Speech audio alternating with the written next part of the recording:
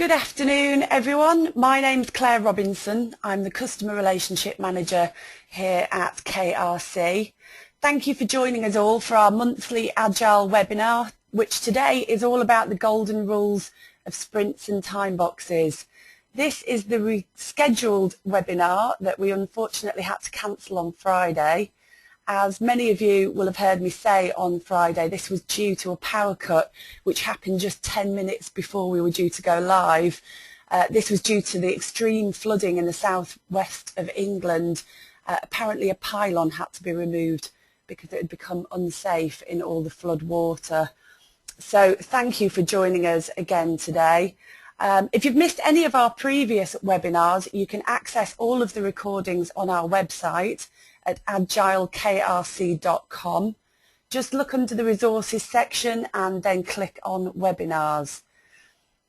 Not sure how many of you know, but your presenter for today, Keith Richards, was the lead author for DSDM A Turn. So we've decided that next month's webinar is going to be all about DSDM. Keith's going to be talking about the strengths of the method and how it can help you take your Agile to the next level. He's also going to use the opportunity to tell you about some of the recent updates to the DSDM method. And we're going to use a lot more of the webinar for questions at the end. Keith's going to run a bit of a DSDM clinic, so you can join the webinar next month. It's going to be suitable for anybody completely new to DSDM or for the more experienced DSDMers out there. And feel free to, like I say, come along with your questions for Keith. So I'm shortly going to pass you over to Keith. But just before I do, I just want to point out some of the features of the control panel, just in case this is your first time using the software. So if you have a look at the top right-hand side of your screen, you'll see an orange box with a white arrow inside. You can click on this to maximize or minimize your control panel. If you'd like to ask a question, just type your question into the question box. Keith will take as many as he can at the end of the webinar. We may also use the chat box during this webinar, so just take a moment to familiarise yourself with where the chat box is. And I'll now pass you over to your presenter, Keith Richards. Thank you very much, Claire, and welcome everybody to the slightly delayed webinar. Just been looking through some of the attendees, lots of people from all over Europe and the UK.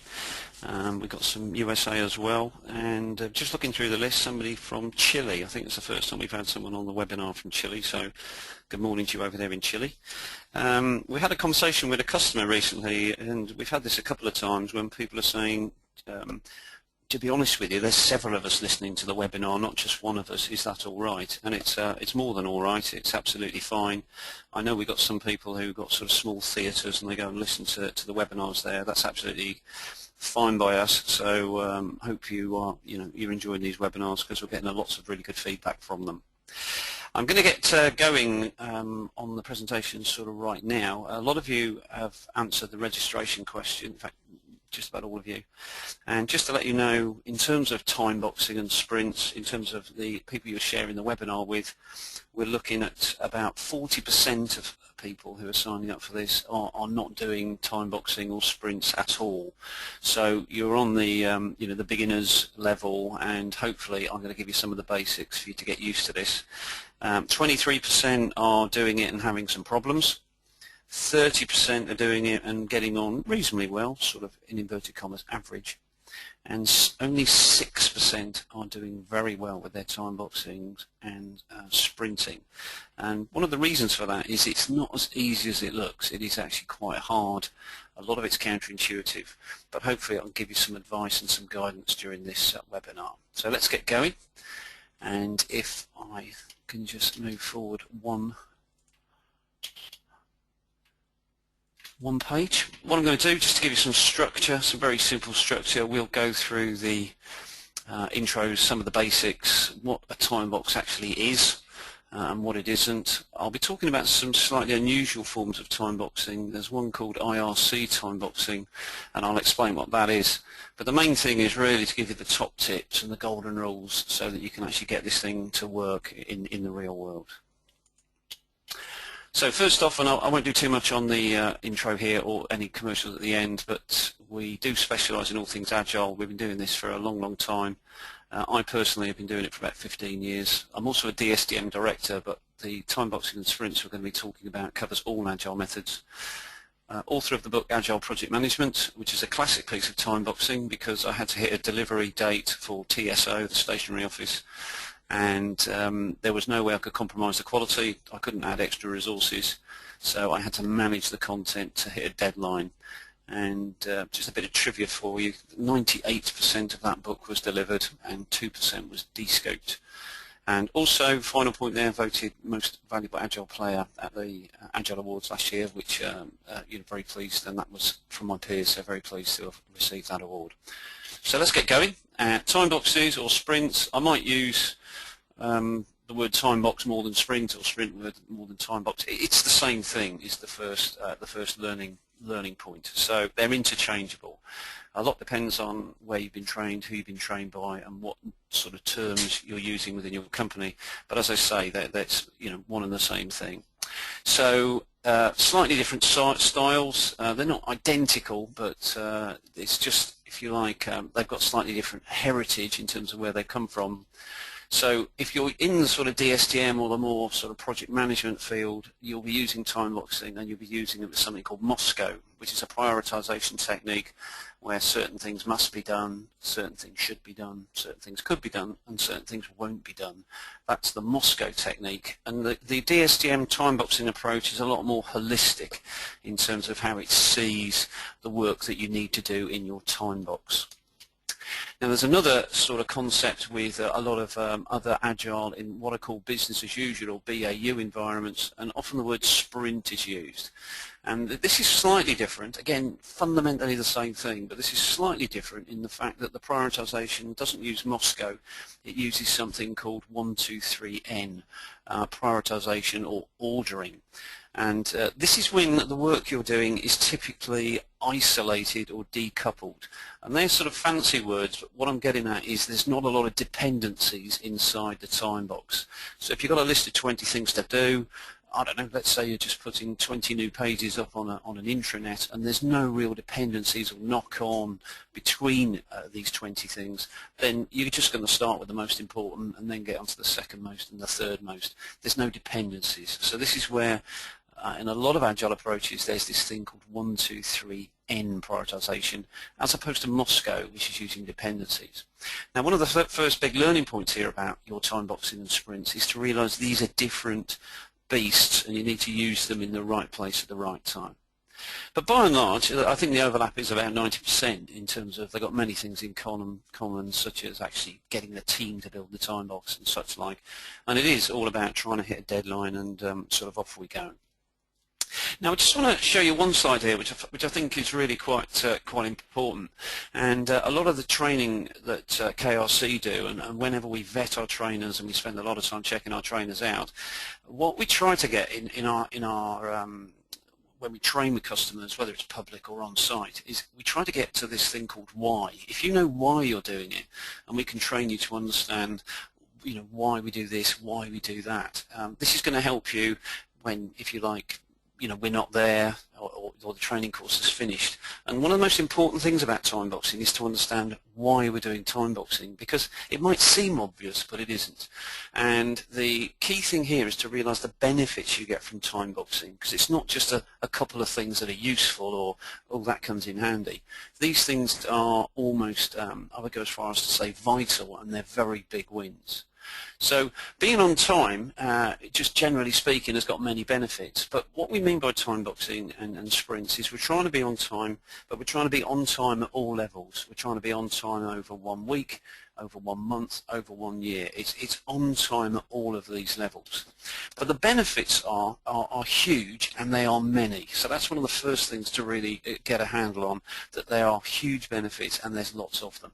So one of the first benefits is the idea of being able to plan. Planning becomes easier. You know when something's finishing, you know when resources are getting released, and some of the time you're getting external dependencies, you're getting internal, people want something delivered by a certain date, and if you can hit all of these dates, suddenly planning and control becomes a lot easier. Now, hitting the dates is, okay, that's a separate issue, but if you're suddenly lining up on all of these dates with all of your time boxes, just the whole idea of dependencies and staying in control just becomes a lot easier. The alternative is missing deadlines by a couple of days or a week or so, or 10%. And this is known as shifting to the right. And when your whole plan has got this, all the elements of your plan are shifting to the right and fading to the right, the cumulative effect is extremely counterproductive and extremely destructive. If you're on time, your financial people, the FD might quite like this one, the fact that these overruns are prevented, so cost is capped to a degree. Okay, in honesty, you might be doing a tiny bit of overtime on the odd time box where it's getting a little bit, close to the wire. But in terms of a project is a month late or 2 months late, when you get that, you're spending an awful lot of money. And if we could hit the deadline, then we don't have these lengthy cost overruns. It's well worth thinking, and I was talking to a customer only last week and they're saying we have no choice of our end dates. Well, if you've got no choice of your end date, well, start with that as a fact of life and time box to hit that deadline. So time boxing is, if you like, fitting in with what the reality of the world is, namely we often don't get control over these dates. Another thing about being on time is it forces something to actually arrive. You're forcing the situation. We'll talk later about what I call the moment of truth, but it means that something gets delivered.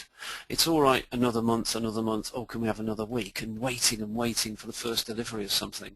But if you force it with a time box, you get something. Now, I've put it in quotes there, early, as in some people see on time as early because they're sort of used to things sort of being delivered late. A thing that's often misunderstood and very much underrated with time boxing is that it helps you protect the quality of what you're delivering. So if you're time boxing in a very strict way, hitting deadlines, as I say, over 2 weeks or 2 months, it doesn't matter. What you're doing in that time box is de-scoping and managing the content of the time box or the sprint in order to hit the deadline. But it's not just the deadline you're trying to hit. You're also trying to protect the quality of what you're actually building. So the classic thing that normally gets compromised is testing. But if you can de-scope enough to protect the testing, protect the design, protect the documentation, what you're creating then is a low cost of ownership going forward with the thing that you're creating.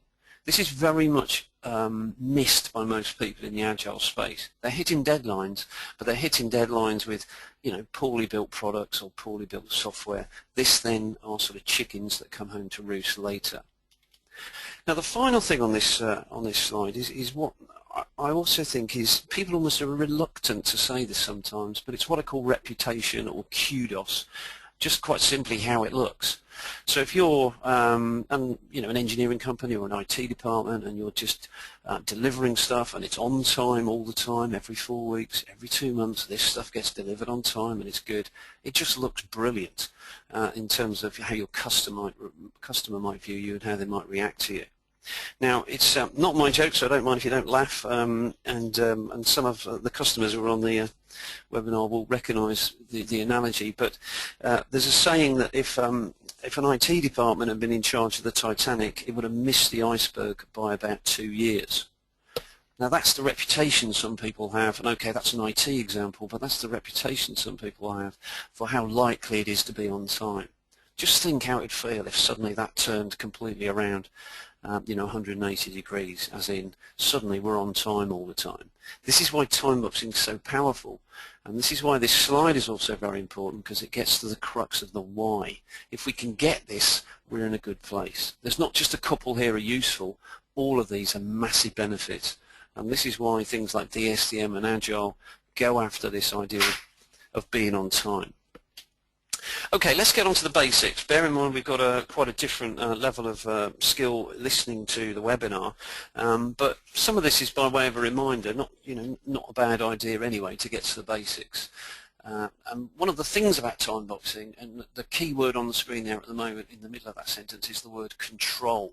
That is what time boxing is about. It's about controlling the work you're doing, controlling the project. So it's the fundamental control mechanism. That's what it's there for. It's not there for any other reason than forcing control. So any time box or sprint, and what you need to look at for those that are doing it, those that are thinking of doing it, here's a very simple thing to start with, but to give everything an objective. sometimes called a sprint goal or a Timebox objective. Give every single piece of work a clear objective, and a really good tip is to make this objective of use. So don't just say we're going to do 4 things in this Timebox, requirements 92, 93, 98, 99. That's not really an objective of use. If you can say something like we can get 1 customer up onto the database, or we can create 1 signaling device that does only 1 thing in this particular situation, or even we're going to come up with a design on a piece of flip chart paper. It doesn't matter, as long as it's of use to the project and there's what I call the ta-da moment. You can demonstrate it and a lot of people can go, oh crikey, that's good, I like the look of that. Or alternatively they go, I think we might be in the wrong place here. If you get this sort of moment of truth or ta-da moment, that's what every Timebox, doesn't matter it's 2 weeks or 2 months, every Timebox needs to have that moment. So make sure that moment is of use. Don't just tick a few things off a list. What is the objective? And that's a thing that most people don't do, but I find the customers we work with find this a really useful thing to do for every Timebox. Remember, the Timebox deadline is immovable. That's why it's called a Timebox. And the best way to load and sort out a Timebox is what's called self-organizing. So if there's a team, if you're a team of say 6 or 7 people trying to build a Timebox, get in a room, work on the work on your priorities. But if, as I say, if the team builds the Timebox, then you're going to get ownership, and you're going to get that's definitely the best way of doing it. What we don't really want is the team leader or the project manager coming in and go, here is the Timebox plan, so team, will you please work with this and make sure this happens. As I say, get the team to build it, and it's what's known as self-organizing. Get them to build it, who does what, who does it when. Don't confuse that with self-managing. That's something else. We still need the team leader to manage, but we can organize the work, if you like, from the people who are going to actually do it. Again, remembering the basics, over the short term, this doesn't apply for 3-month Timeboxes, but say a 2-week Timeboxes or sprint, resources are fixed. We don't want to move resources in and out of a Timebox when it's in flight. So at the lower level, 2 to 4 weeks, don't play with resources. The reason is because it normally alters the dynamics, there's a learning curve, it increases communication overhead. Just don't take that option. So resources are fixed, time is fixed. We just basically vary the content. Another tip is to fill the Timebox to the capacity of what's available. So, and I'm not trying to be sarcastic here, but if there's 5 days work and there's 4 people in the team, you want to fill it with 20 days worth of work. Equally, if there's a bank holiday or public holiday in that Timebox, then you need to take out the capacity that isn't there.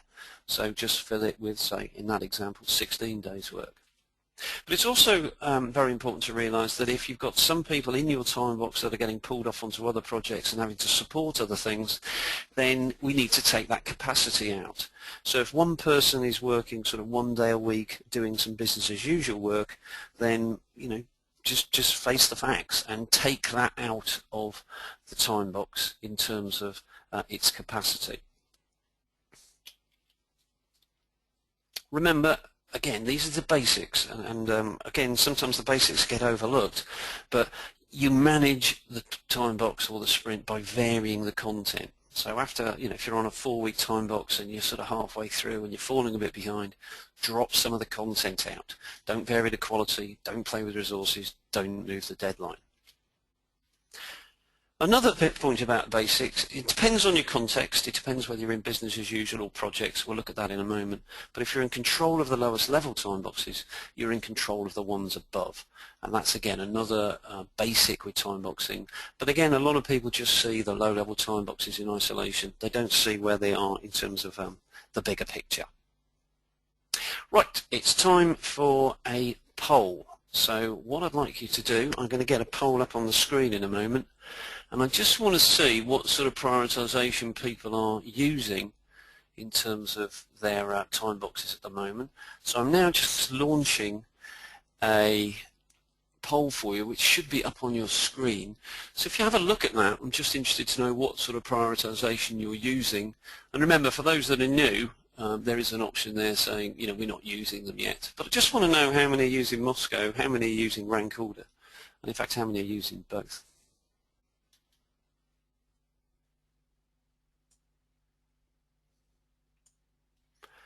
Okay, we're doing quite well. Quite a lot of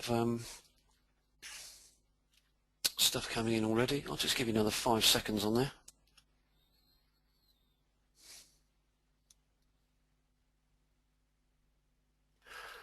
So what I'm going to do now is close that poll. Thank you very much everyone who's voted.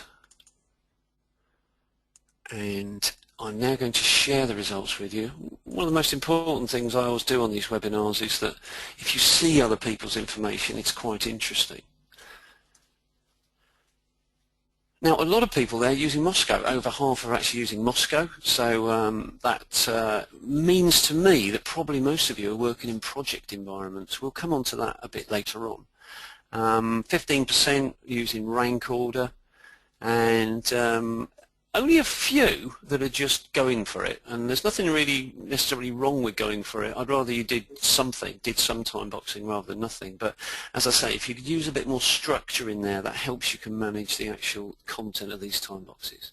And as we said earlier, some people aren't using time boxes yet. So, right, what I'm going to do is get back now to the presentation, which hopefully should come up, and move on to the next slide. Now I'm going to go through this reasonably quickly, so hopefully people can stay in touch, but I just want to show you that prioritization works in 2 different contexts, 2 different environments. And one is called the product environment, where you've already got a product, something already exists. So if I use an analogy of something like TomTom satellite navigation system, if you've already got a product, then what then happens is people come up with ideas that they want to put into the existing product, and they prioritize these, and they work on the top one, and then they work on the second one, and they keep adding it to the product, so they build and evolve the product that way. Now this is often known as BAU, or business as usual, and because it's pretty straightforward, and often these to-do list items or tasks or requirements, whatever you want to call them on the shopping list, they're often not dependent on each other. And therefore, this is where, when you're time boxing and using sprints, you might not use Moscow. You might want to use 1, 2, 3N in terms of prioritization, because you're just going to try and do the most important first. But what in a project context where you haven't actually got anything, you've just got an idea, you need to do some upfront work, so a little bit of work to start with. In DSTM that's called feasibility. Then you go into the foundations phase, and this is where you're evolving and producing this shopping list. You don't start with a shopping list of 200 requirements. You have to build it and evolve it. But when you've got nothing, there's a lot of dependencies going on in the project. They're complicated, and this is why Moscowing is much more the preferred method in the project environment. Remember, you still need to manage these projects, you still need governance, people at the governance layer need to know what you're doing, but there's a very different feel to a project compared to a product or BAU situation. Now, from all our experiences and all our trainers, the feedback we get all the time is that people are working in both of these environments more often than not. I would suggest that out of the people listening to this webinar, 85–90% of people are actually working in project environments and doing BAU as well. That's quite normal.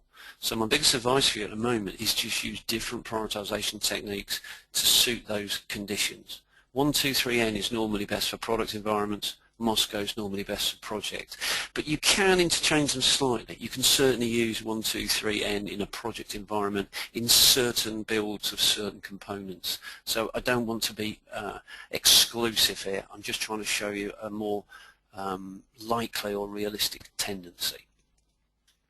Okay, let's now move on to some sort of thing. A question I get a lot is, well, how long is a time box? And in terms of durations, the fact is, I would say anywhere between 1 week and 3 months. However, 3 months is too long for a time box. I always say if you give I don't know, an engineer or a developer or a creative person 3 months to do something, they'll normally book a holiday. So what we need to do is break down these higher level ones into a lower level duration so that we've got control. Now typically, and the key word is typically, so I'm not saying this is mandatory, but typically at this low level we're talking 2 to 4 weeks. Now when I say 2 to 4 weeks, that is what you'll normally find in most of the Agile space, but importantly, 1 week is absolutely fine. It's just you need to create a time box duration that's suitable for the right situation. So one week is absolutely fine. So don't think you're breaking any rules or doing anything wrong. In fact, I've got no problem with a 3-day time box as long as people know what it is or what they're doing or why they're doing it. Just be careful with very short time boxes. It might be that you haven't got enough in there to actually manage so that you can manage the actual content. Now, a couple of customers we're working with right now are big engineering companies, and sometimes building something for a major piece of infrastructure, you can't actually get much done in less than 6 weeks. So occasionally, in special situations, you might want a 6-week time box, but I do have to say that's quite rare. And if anybody listening to this is thinking, yeah, actually we're into 6-week time boxes, to be honest, I would challenge that and see if you can get it down to 4, get it down to 2. There's often a misconception with time boxing that we can't do anything in 2 weeks, but actually you can. Remember, you haven't necessarily got to build something that's out into the live environment, but to try and produce something of use to the project, I would say from our experiences, you certainly can. Now, timeboxing with Moscow, again, the must, shoulds and coulds, you don't fill anything with won'ts. That doesn't make any sense when you're building a time box to say, here's something I don't want. So you fill it with must, shoulds and coulds, and what you need to have is these shoulds and coulds give you what's known as wriggle room. Now, I'm not sure whether that translates to everybody's language, but it's really your contingency, your room for manoeuvre. That's what the shoulds and coulds are. Now, the coulds are very much contingency, and I don't know if we're going to deliver all of the coulds. But I need to be clear and say that the shoulds should be delivered. If you start to drop any shoulds out, it means you're taking on some damage in that time box, and this would tend to give me a signal that there's something quite seriously wrong in the time boxes. Should, by definition, should be delivered. That's what it actually is. Now, here's a rule of thumb, but it's really important to realize it is a rule of thumb. It's not a law. It's just, as I say, just an idea, just a concept to say that often in a time box, if you could spread your must, shoulds and coulds out, you might find they come in with some sort of spread that looks something like 60-20-20. So 60% of the effort, and the key word there is effort, is must be done for the time box to work. Another 20% is stuff that should be there, and another 20% is stuff that could be there. But remember, that's about effort. It's only a guide, and it's not to be taken literally. If you want to get more advanced on your bigger time boxes, say a 3-month or even a project time box, you might want to link Moscow to the business case. So you could, if you like, build a best case, worst case, and expected case. And we've been having some recent successes with this, whereby the best case is your must, shoulds and coulds. The worst case is your musts only, but the expected case might be your musts and shoulds, if you like, 80% of what we're trying to deliver. Again, you can if you wish. I think the first thing to do is get working with Moscow and get some successes, and then build on those as you go forward. There is an advanced form of timeboxing known as IRC timeboxing, used in the DSDM approach, whereby any timebox at the lowest level, down at the 2 to 4 week level if you like, you would break it down into 3 iterations. So you'd start off in the first few days and investigate things. You'd then do the bulk of the work in refinement, and then you consolidate and tidy up loose ends towards the end. So taking a 2-week time box and chopping it into these 3 sections is something you might want to do. But again, first things first, get into time boxing and then see if you want to play with this advanced option, because I think to start with this is a bit of a tall order to start with IRC time boxing. But as I say, it's an option there. A lot depends on dependencies in your time box there. So if you've got what I call a very linear time box with lots of dependencies in, IRC time boxing doesn't work so well. But if you've got a bunch of requirements that are all moving along together, you might find that after 2 or 3 days, having a good old drains up or heads up, whatever you want to call it, is quite a good idea. Now, in terms of levels of time boxing, I've been talking about high level, low level, and here again is just some very simple guidelines for you. But at a project level, you're looking at 6 to 12 months, and Again, you can't set the deadline at the very outset of a project because there's still a lot of uncertainty. But certainly when you've left, say, the foundations phase, or you've created a PID if you're using PRINCE2, you should be able to get an end date. And because you're using Moscow to play around with the content in the project, you can then guarantee this end date. But at project level, which again is a time box, we're looking at something in the region of 6 to 12 months. Now the next layer down, it depends on your agile method, but some people call these increments, big releases during the project. Some people call it increment or release. And some people call them iterations. We're talking a lot less. We're talking 2 to 4 months perhaps. Maybe 6 to 8 weeks would be the smallest level. But when we get down to actually task level and working at these sprints or the low-level time boxes, and again, if you're using Scrum, very much down there at the task level, we're talking, as I say, 2 to 4 weeks. But if you're doing right at the task level, it means your increment level is in control. And if your increment's in control, it means your project level is in control as well. So the best way to structure your prioritization and when you're working on projects is to build these sort of different levels. Right, it's time for another poll question, because I just want to, one of the most important things we're going to cover in this webinar is about time boxing and things like some of the golden rules. And I just want to ask everyone a question here in terms of extending a time box, because I'm sure you get under a lot of pressure when you're time boxing. But what the question I have for you is in terms of why you should never extend a time box, because this is what I'm going to try and tell you. I want you to come up with, you've only got one choice there, but which of those do you think is the most important reason why you should never extend a time box? Now, just to sort of talk while you're doing that, on our training and when we're doing consulting, we always talk to people about extending time boxes, and we get lots of answers about why you shouldn't. And in fact, we're getting lots of answers here, but I can see them coming through. So hopefully there's going to be a nice big learning point coming up. So let's close that. Firstly, can I say that today's attendance is fantastic. It's only about 20% down on what we'd have expected on Friday. And I know we've hastily rearranged this one, so that's fantastic news that most people have managed to get back onto this one, so that's really good. I'm now going to close the poll. And I'm now going to share it with you so you can have a look at the answers. And it's very interesting. I like this a lot. 55% are talking about the knock-on and domino. 6% talking about it won't help you capture real metrics. 70% saying if you do it once, you'll do it again. And 21%. So nice little spread there. Nobody really going for the metrics one.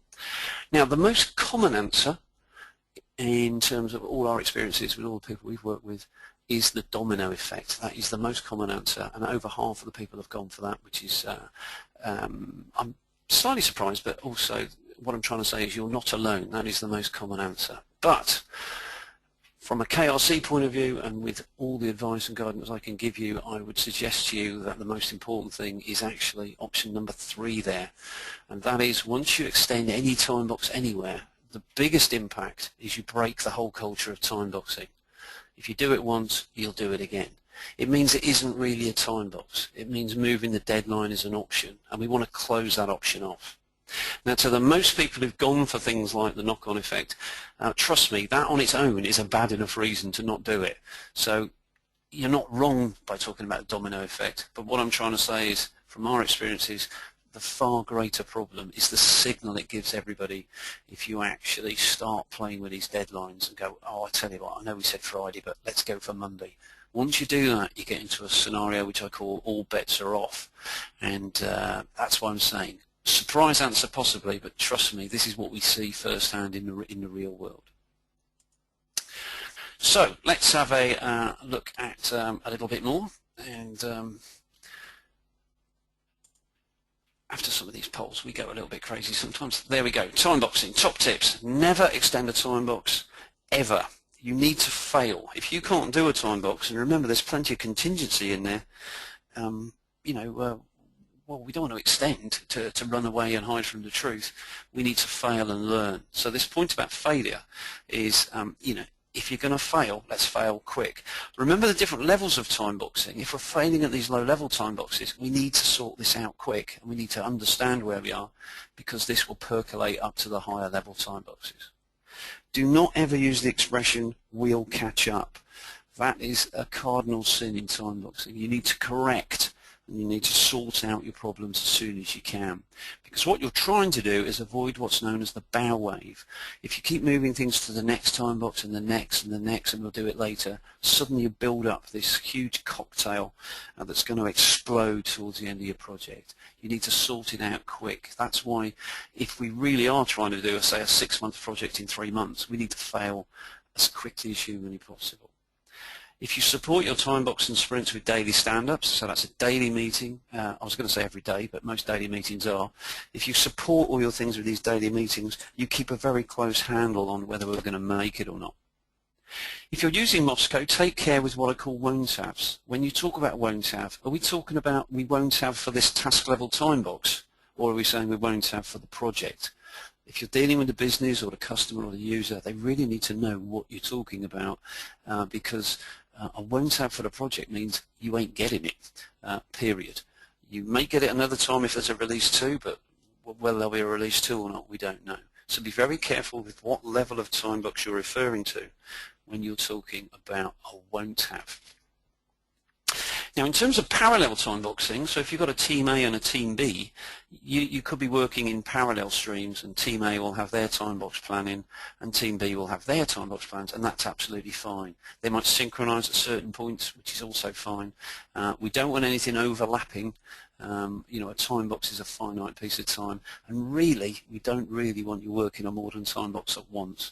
Having said that, I'd say a third of our customers, just because of the situation they're in, you know, sometimes people are working in 1, maybe 2 time boxes, and unfortunately having to do a bit of support as well. Not an ideal situation, but I'm just trying to be real world. That is what happens. Once you're working in 4 or 5 time boxes, I think you're getting into, you know, that's not good under any circumstances. I try and avoid that. Also try and understand what is in your time box. So for example, are you including UAT in the time box, or are you doing that separately? So things like user acceptance testing, are you moving the big integration tests or regression tests out of your time boxing and doing that in a more linear waterfall way, or are you actually including that in the time box? This is all to do with the definition of done and working out what done means. So if I've completed some requirements, what does complete mean? Does it mean including things like big user test, or does it not? It just means it's gone through, I don't know, unit test and system test, for example. Right, quiz question for you. You've got a chat box somewhere on your screen, so I've got a no Googling, that would be cheating. So if you just happen to know this, I don't know if we've got any pub quiz experts there, but in your chat box, if you just want to have a go and answer that question. In Greek mythology, who was the first woman on earth, according to Greek mythology? So I'm waiting for some answers. I'm getting some great answers, really good answers, very upmarket, clever answers. They're all wrong at the moment, though. So anybody happen to know? I'm getting some great ones here. Athena, Minerva, Aphrodite. No, none of those. I've got to be honest, I wouldn't have a clue, and I think those 3 wrong answers are better than anything I could give. But it's not Britney Spears either. Right, let's move on and I'll tell you where I'm coming from with that, because there's a picture of her on the screen there. Because the golden rules of time boxing, I can't believe some of the answers coming through now, so I'm going to keep going, trying to be professional. Golden rules of time boxing, absolute golden rules. A couple of people are getting the right answer now, is to capture your speed. So with your time box, when you're going through your time box, you've loaded it with 20 days worth of work or whatever. How much of that work did we get done? Did we get 20 days, which is brilliant? Did we get 18 or 19 days done, which is very good? Or did we only get 15 days done, or 12 days done, in which case, hang on, something's wrong, we need to sort it. Worst case scenario, we only got 10 days done, or 8 days, and we failed the time box. So working out how much you're getting done per time box, and the Agile word for this is velocity, is absolutely essential. Focus on this moment of truth. Focus on this moment where you get to the end of the time box, you made a prediction, you tried to do 2 weeks work in 2 weeks. What happened? Did you deliver? Did you deliver a good one, an average one, or did you fail? And just listen to the facts. Don't run and hide. That's what I call the moment of truth. Learn to evolve your time box and how you work. So check your process. When you get to the end of a time box, do a retrospective or a closeout and learn, how did the last time box go? Most people don't do this, but they should. This is how you're actually learning. And the final one, the golden rule of them all, never extend your time box or a sprint, because you open up, and as the picture is a picture of Pandora, you open up a Pandora's box of problems. So this is why you should never extend those time boxes. Right, I'm now going to hand you back to Claire, because there's a couple of slides Claire wants to take you through, and I will now mute myself and go over to you, Claire. Thanks, Keith. So yeah, I mentioned earlier the next webinar that we're running next month, and it's going to be on DSDM. Obviously, Keith will be your presenter again, and like I say, Keith was the lead author for DSDM A Turn. That's going to be on December the 14th, same time as today, 12:30. So I hope you can join us then. If you want to download today's slides, plus there's case studies and there's a white paper written by Keith that you can find on our website, AgileKRC.com. Just go to the resources section and click on downloads. We've got some next public scheduled courses coming up. The next Agile Project Management course will be next month, 17th of December. So do get in touch if you're interested in those. You can go onto our website, AgileKRC.com, and just click on book a course. So the next slide, Keith, if you could get that onto the next slide for me, please. Thank you. So yeah, we offer accredited DSDM training courses. We offer the DSDM A Turn Awareness and the DSDM A Turn Practitioner, both of which you will cover things like Moscow and Timeboxing, but we do specific one-day courses as well if you want something focused on Timeboxing. If you'd like to download the course information sheets, you can find those on our website as well. Just look under services and then in-house training. We offer public courses, in-house training and coaching. You can find lots of information on the website. And if you're interested in us sending somebody into your company to do an agile assessment, then just get in touch with us. We also offer things like a project health check. So do get in touch afterwards. Our email addresses will come up at the end, and get in touch if that's something that you'd be interested in. So I'm going to pass you back to Keith now. Keith is going to take as many questions as he can in the time that's remaining. So do get your questions in the question box now, and I'll pass you over to Keith. Thank you very much, Claire. Right, there's a chat box that a lot of you have been putting in your questions for the first woman on earth according to Greek mythology. If you want to put any questions in there, I'll do my best to answer as many as I can. We've got quite a few in there at the moment. Can't guarantee we will answer them all, but we'll try our best. So first one, I've got a question from Zan here. It says, who decide what needs to be done in the time box?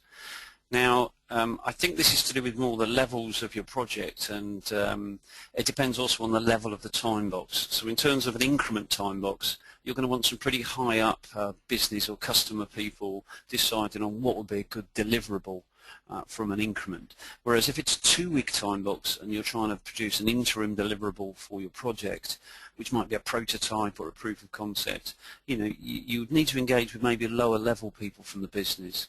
But I think it's very much a collective thing to decide what we're going to produce, a collaborative way of working to define that goal. The only thing is the buck does need to stop somewhere. At KRC, we're not particularly comfortable with some of the agile messages about self-managing and the group owning the goal and the group taking the blame. We still believe that things like having who's the team leader or scrum master, who's the project manager, who's accountable. I don't really mean where does the buck stop, but who's accountable. And therefore, in terms of Zan's question there, I would say you need to involve a lot of stakeholders, and the ultimate responsibility is with something like the team leader or the project manager. But again, you would need to work with the sponsor for higher level things or detail people for the lower level things. Just one quick thing, somebody mentioned that the second answer on the poll was truncated. So someone said we couldn't read it, and that might explain some of the reasons why we didn't get so many votes for that one. My apologies for that. We'll check what happened there and work out why that got truncated. What happens if task stories aren't finished within a time box? That's a question from Emma. And the simple fact is you either say we'll do it in the next time box, or you get rid of them completely and say they don't go any further. This is where I link to things like the bow wave. Do we continue to move things across? If you do move things across, I always use the example about the song about there were 10 in the bed and the little one said roll over, and if you all roll over, something's got to fall out at the other end. So unused tasks and stories, move them across or get rid of them, or drop something off the end of your project. One thing you could also do is maybe recycle them and send them down the BAU route if they didn't get in on the project. But you've got to be very careful with your customer and your business that you're not breaking any promises. There's no point saying, oh, we'll give you that in release 2, oh, we'll put it through on BAU. Because if they don't end up seeing it, they suddenly come back later on and go, hang on, I'm not doing the should, could stuff anymore, everything's a must.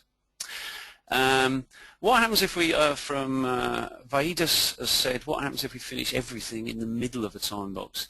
The great news then is go and celebrate. It is very rare, and if you start rejigging all your time box plans, it could probably have more of an impact than actually helping you. So I might start a few things early from the next time box. I would look at why we finished something so quickly, because in terms of sorry, I've lost my thought here. I would make sure that when you finish something early, you work out why you finished something early. So don't just start finishing all your time boxes halfway through. But in terms of the further question from Vaidis there about adding new tasks in, I wouldn't add any new tasks in, because what you do is you create your time box with a goal and you achieve that goal. And therefore I would learn from it, and I might start work early and I might try and learn for the next time box. If you could do some completely isolated tasks in BAU and get those done as well, then possible, but that would be more a BAU 1, 2, 3 end time boxing situation as opposed to a Moscow type situation. Okay. Are there any issues? I've got a question from Gavin here. Are there any issues of combining time boxing with more traditional waterfall scheduling on the same project? Short answer is no. If you've got Team A and B are using time boxing and Team C are using more traditional waterfall scheduling, just try and make sure things line up, because your traditional waterfall scheduling is probably using time as a contingency and they may be 10 or 20% late, whereas your time boxing stuff's going to finish on time.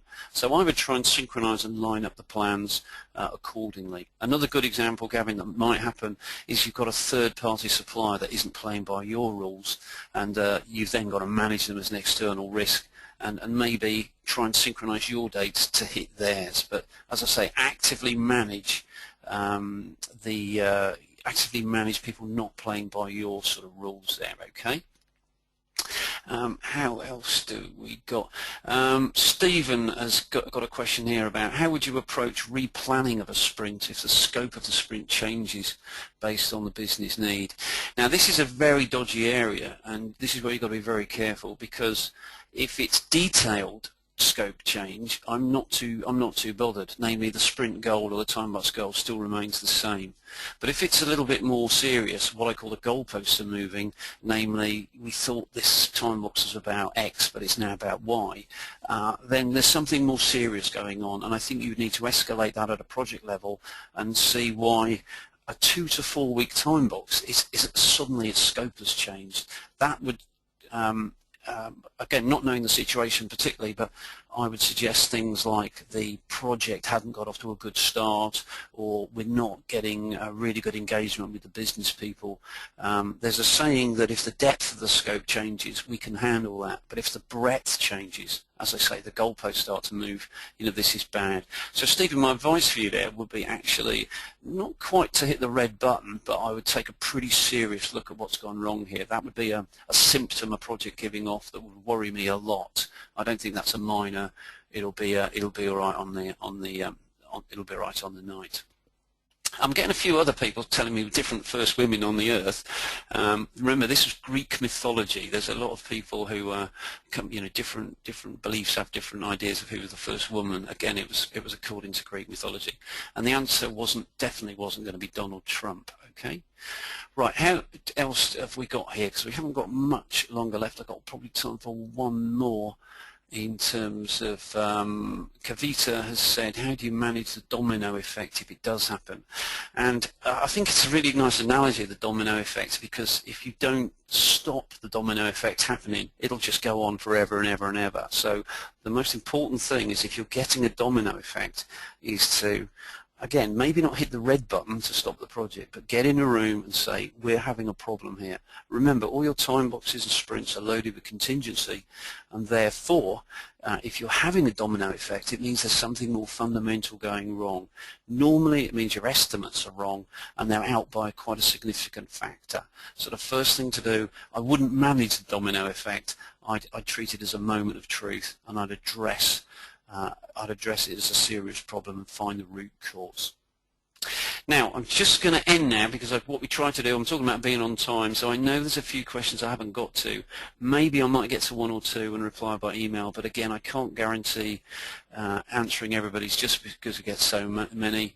And I think the best thing I've had today is the top 3 wrong answers, I think, for the first woman on earth was Britney Spears, Margaret Thatcher and Donald Trump. So thank you very much for all your contributions to the questions, and also for attending at such short notice. We will have a recording of this webinar that you'll be able to download along with others.